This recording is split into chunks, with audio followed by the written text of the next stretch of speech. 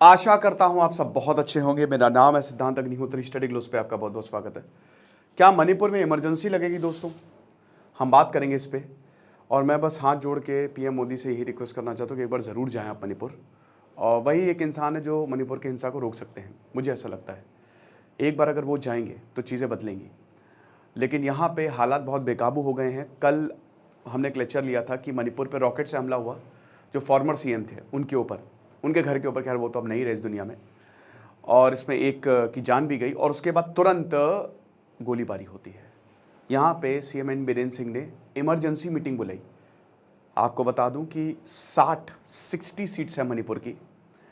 अभी इस समय बीजेपी कोलिशन गवर्नमेंट में है। टोटल 53 एमएलए के साथ कोलिशन गवर्नमेंट, एमपीज के साथ, हाँ एमएलएस के साथ कोलिशन गवर्नमेंट है, जिसमें नागा पीपल्स पार्टी है, बीजेपी के 24 एमएलए हैं और एनपीपी है। ठीक है, तो ये कोलिशन गवर्नमेंट बनाई हुई है। तो सबसे डिस्कस किया कि क्या कर सकते हैं आप बताइए।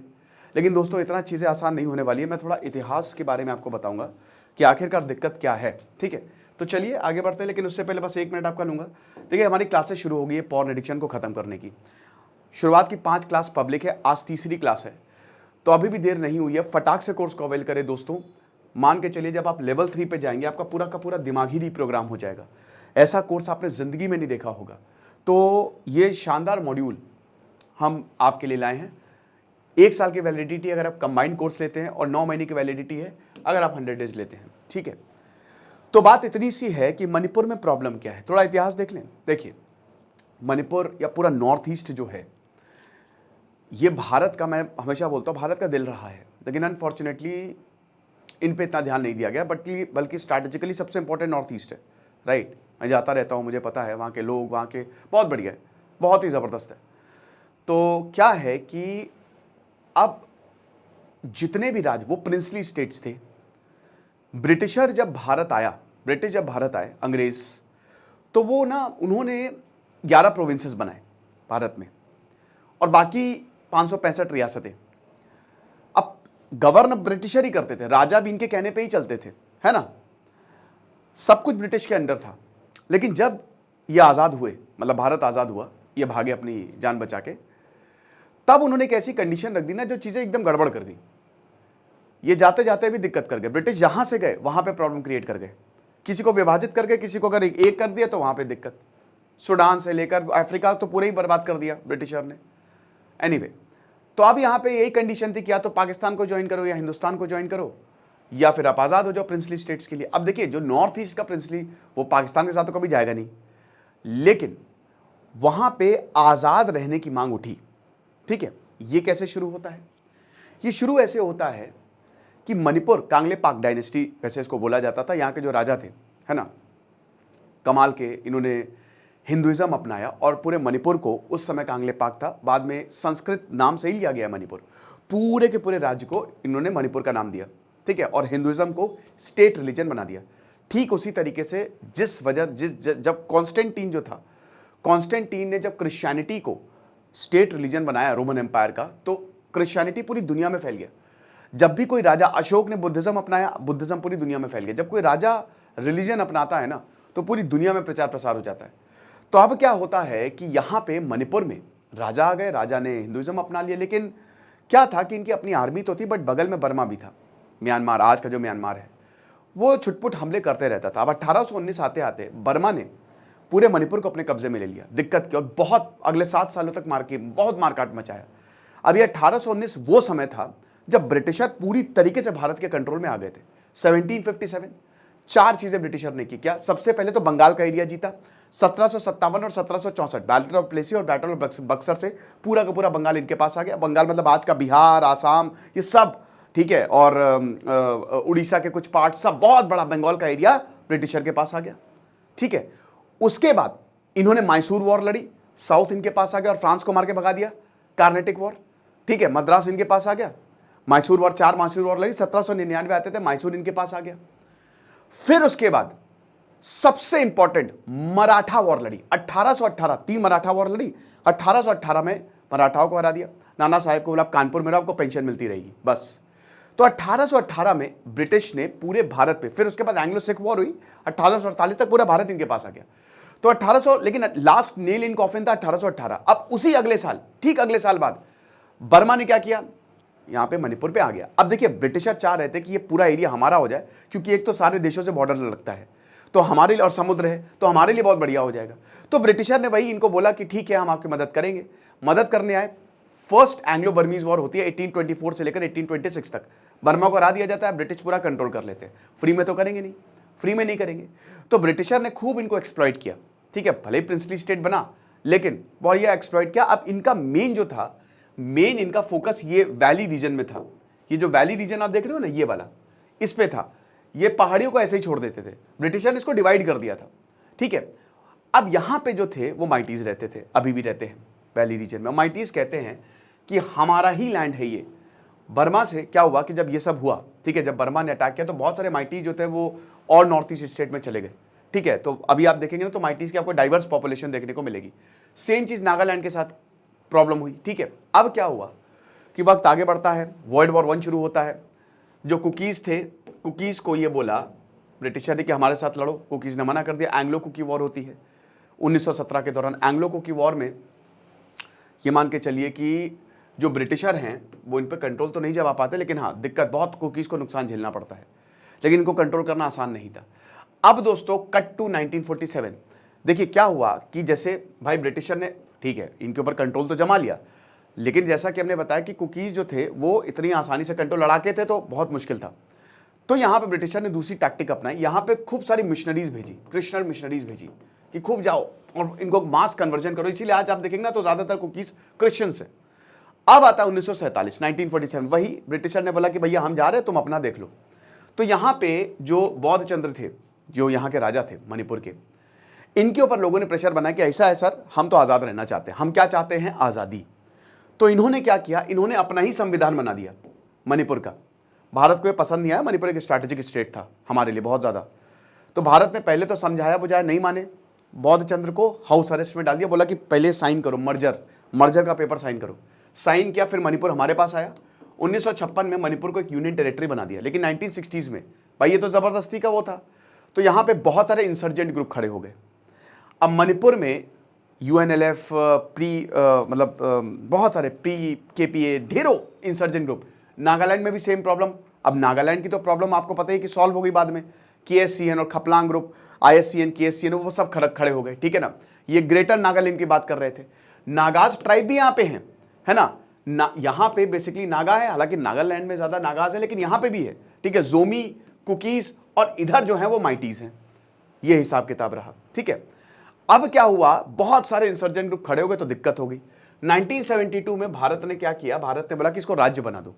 तो मणिपुर को एक पूरा पूर्ण राज्य का दर्जा मिला। लेकिन देखिए प्रॉब्लम UNLFA, बहुत दिक्कत हुई, इंसर्जेंट ग्रुप ने दिक्कत की। फिर भारत सरकार ने बोला कि देखो ऐसे तो काम नहीं चलेगा। भारत चाहती, यहाँ पे आसपा भी डिक्लेयर किया गया, डिस्टर्ब एरिया डिक्लेयर किया। फिर भारत ने बोला कि काम करते हैं, इन सबको बैठाते हैं।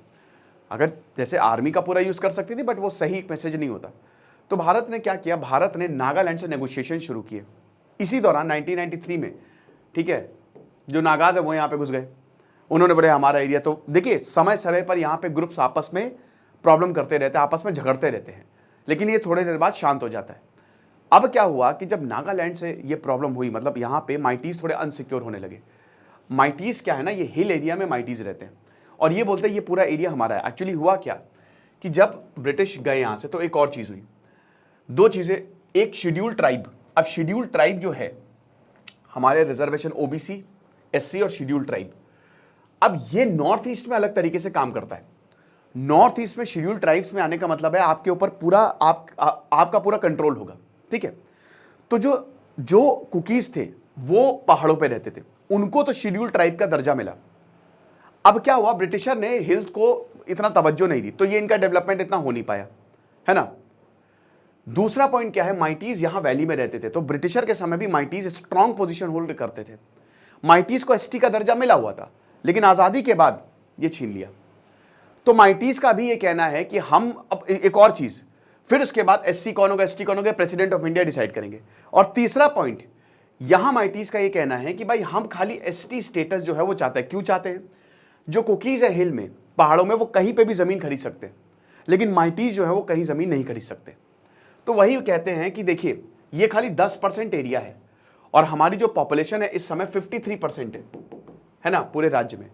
तो हमको ये वाला एरिया चाहिए, हमको ये पहाड़ का, और हम खाली ये चाह रहे हैं कि हमको एसटी स्टेटस मिले। ये माइटीज की मुख्य मांग थी। कुकीज का क्या कहना है? कुकीज का ये कहना है कि भैया देखिए 60 सीटें हैं जिनमें 40 माइटीज के पास है। सिर्फ 2 बार ऐसा हुआ है जब नॉन माइटीज सीएम बने, वरना हमेशा माइटीज का रूल रहा है। सरकारें इनके पास है, एजुकेशन इनके पास है, हॉस्पिटल इनके पास है। हम बहुत अंडर डेवलप्ड है और अगर एसटी स्टेटस दे दिया तो सब कुछ इनके पास आ जाएगा। ये मुख्य वजह है, ये प्रॉब्लम है। फिर यहाँ पे माइटीज का ये कहना है कि यहाँ पे ऑपी कल्टिवेशन होती है, ये लोग इलीगल माइग्रेंट है, ये बाहर से आए हैं। अब कुकीज कहते हैं नहीं नहीं ये हमारा ही रीजन था, हमेशा से हम यहाँ रहे हैं। माइटीज कहते हैं कि हम हमेशा से यहाँ पे रहते आए हैं, तो बेसिकली पहला हक जो है वो हमारा होना चाहिए। ठीक है, तो ये प्रॉब्लम है। अब यहाँ पे क्या है, देखिए जो ये ट्राइब है, यहाँ पे चिन ट्राइब भी है, ठीक है, बर्मा में। तो बेसिकली ट्राइबल्स का झगड़ा है, लेकिन ये मुख्यतः मांग रही है। ओके, अब क्या हुआ कि जब नागास आईएससीएन के साथ भारत ने बातचीत शुरू की तो यहाँ पे जो माइटीज थे उनको डर लगने लगा। फिर हिंसा होती है कि कहीं ऐसा ना हो कि एक पीस सोल्यूशन मिल जाए। Peace solution in the sense कि कहीं ना हो कि हमको जो राइट्स है वो भी छीन लिए जाए। 2008 में एक बहुत बड़ा 2008 में एक बहुत बड़ा एक चेंज आया जब मनमोहन सिंह ने सस्पेंशन ऑफ ऑपरेशन, ठीक है ना, एग्रीमेंट, एसओएस एग्रीमेंट, ये साइन किया। अब इसमें मनमोहन सिंह ने जितने भी इंसर्जेंट ग्रुप थे उनको पकड़ा और बोला कि देखिए अपने हथियार आप डाल दीजिए, हम आपको सोल्यूशन देंगे, हम आपको सब देंगे जो आप चाह रहे हो। यही हुआ। इंसर्जेंट ग्रुप्स ने क्या किया, अपने हथियार डाल दिए। ट्राईपार्टाइट एग्रीमेंट था जिसमें कुकीज के जो इंसर्जेंट ग्रुप, मणिपुर की स्टेट गवर्नमेंट और सेंट्रल गवर्नमेंट थी, इन तीनों ने एग्रीमेंट साइन किया। हथियार डाल दिए गए। एक चाबी केंद्र के पास रही जहां पे हथियार डाले और एक चाबी रही यहाँ पे जो इंसर्जेंट ग्रुप के लीडर थे। ये हुआ और ये 2023 तक 2023 का एक्सटेंड होता रहा। ओके, अब क्या हुआ, 2017 में सरकार बदली, बीजेपी सरकार आई। फिर 2022 में जब अमित शाह ने बोला कि हम अगले 5 सालों में मणिपुर को एक पीसफुल सोल्यूशन दे देंगे, फिर सबने वोट किया। हालांकि एनबिरेंसिंग माइटीज है, प्रॉब्लम हुई, लेकिन यहां पे क्या, वही मांग, एसटी स्टेटस, एसटी टेस्ट। दूसरी चीज क्या है ना कि प्रॉब्लम बहुत ज्यादा होने लगी थी। यहां पे फॉरेस्ट एक्ट के तहत आरोप ये लगा कि जो ये हिल एरिया है, जबरदस्ती यहां पे इलीगल कंस्ट्रक्शन किए गए, तो एविक्शन ड्राइव शुरू हुई। जोमी और कुकीज ने इस पे आंदोलन किया कि ये हमको जबरदस्ती निकाला जा रहा है, लेकिन ये होता रहा। मार्च 2023 में प्रॉब्लम हुई। इमीडिएट कॉज क्या था कि जब 3 मई को ये कोर्ट ने कहा कि क्योंकि माइटीज एसटी स्टेटस की बात कर रहे हैं, तो सरकार जो गवर्नमेंट है वो 4 हफ्ते के अंदर अंदर, 4 वीक्स के अंदर अंदर ये बताए कि माइटीज को एसटी स्टेटस देना है कि नहीं। दिमाग खराब हो गया। अब यहां पे कुकीज ने, जो स्टूडेंट फेडरेशन है, उन्होंने बहुत बड़ा मार्च निकाला कि अगर इनको एसटी स्टेटस मिल गया तो प्रॉब्लम हो गई।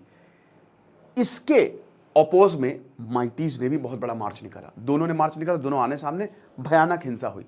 इलेक्शन थे, केंद्र सरकार ने बोला कि इसको 1 साल तक जो है आप एक्सटेंड कर दीजिए। हाई कोर्ट से बोला 1 साल तक एक्सटेंड हो गया। अभी तक इसमें रिपोर्ट नहीं आई है, लेकिन हिंसा बहुत ज्यादा हो गई है। अब हिंसा इतनी ज्यादा हो गई है कि अभी तक 220 लोगों की जानें चली गई और हजारों लोग डिस्प्लेस्ड हैं। सीएम के घर पे रॉकेट लॉन्चर से हमला किया जा रहा है, ड्रोन से हमला किया जा रहा है। तो हालात बहुत ज्यादा खराब है। अब सबसे बड़ी बात, क्या मणिपुर में इमरजेंसी लगेगी, आपातकाल लगेगा? मणिपुर में इस समय हालात बहुत बेकाबू हैं, यह बात बिल्कुल सही है। यहां तक दोस्तों, जो मणिपुर में पुलिस है, कुकीज की अपनी पुलिस हो गई है, माइटीज की अपनी पुलिस हो गई है। यहां तक पुलिस और आर्म्ड फोर्स एक बार तो आमने सामने हो गए थे। तो इस कंडीशन में इमरजेंसी लग सकती है। आसपा ऑलरेडी लगा हुआ है, यहां पे डिस्टर्ब एरिया इसको घोषित किया गया है मणिपुर को, ठीक है। और हालात अभी सुधर नहीं रहे हैं क्योंकि कुकीज और माइटीज दोनों ही आपस में भिड़े हुए हैं। दूसरा पॉइंट ये है कि हिंसक झड़प हमको देखने को मिल रही है। ड्रोन से हमला होना, रॉकेट लॉन्चर से हमला होना, सोफिस्टिकेटेड वेपन्स। म्यांमार में ऑलरेडी सिविल वॉर चल रहा है। तो ये तो देखिए, इमरजेंसी मीटिंग बुलाई गई है, लेकिन क्या ऐसा होगा देखना पड़ेगा। लेकिन मुझे लगता है बातचीत से ही मामला हल होगा। कहा जाता है कि शायद मणिपुर को डिवाइड करते हैं, लेकिन डिवाइड से भी नफरत क्या बढ़ जाएगी जब तक दोनों आपस में बैठेंगे नहीं। और इसका सोल्यूशन यही है, लेकिन जब दोनों आपस में बैठेंगे तो क्या कुकीज राजी होंगे जो माइटीज कह रहे हैं, और क्या माइटीज राजी होंगे जो कुकीज कह रहे हैं? ये एक बड़ा सवाल है, काफ़ी कॉम्प्लेक्स सिचुएशन है। लेकिन फिलहाल मुझे लगता है कि नरेंद्र मोदी को ज़रूर मणिपुर में जाना चाहिए एक बार, खुश रहिए, पढ़ते रहिए। दिस इज सिद्धांत अग्निहोत्री साइनिंग ऑफ।